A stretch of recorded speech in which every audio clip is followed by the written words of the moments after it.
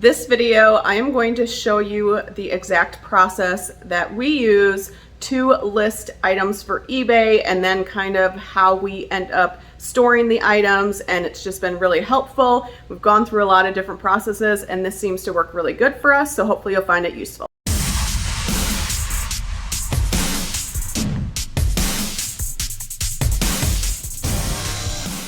All right, this video I want to show you really quickly. I have 6 shirts right here. I like to list the same items because it just makes it faster. I've got all the supplies I need. I have a tape measure, lint roller, I have scissors to take off any store tags, and then I have the scale, I have poly bags, and then I have a box. So these are all going to go into box R when I'm done. So let's get listing.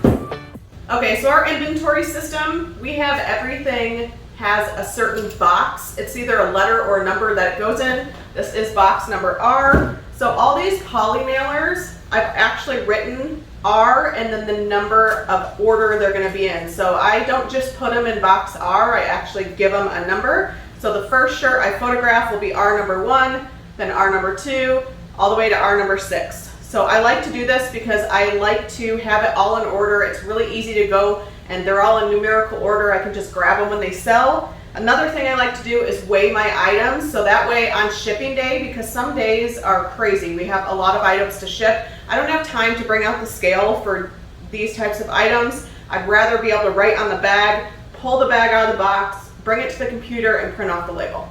So then I would put the first one I photographed in R number 1. I'm going to weigh it. It is 8.6 ounces. I always round up, so it's going to be 9 ounces. I'm going to write it right underneath the R1. And then I'm going to put it as the very first item in box R.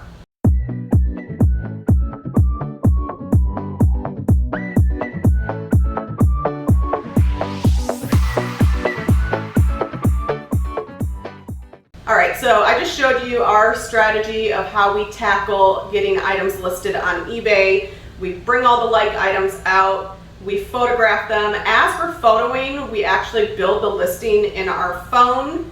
You can do it that way, or you can do with an actual camera and then take the SD card out and then upload the photos from your computer. But I would advise, as you're photographing, create the listing. Even if you have to save it in draft to be able to upload the photos later, I find that I don't miss as much. I know how much I have the item, you know, when I take the tag off, I know how much I paid. I know that, you know, if there's any defects or flaws in an item, I'm not going to forget them. So I highly recommend building the listing as you go. That makes it easier for me. And then just make sure that when you're doing this, that you have some sort of inventory system. Have it somewhere, whether it's in the description, you put box R, or maybe you put it in the custom SKU. That way when the item sells, you know exactly where to find it. If you have any questions about how we list and kind of sort our inventory, leave them in the comments below. And until next video, I'll catch you on the flip.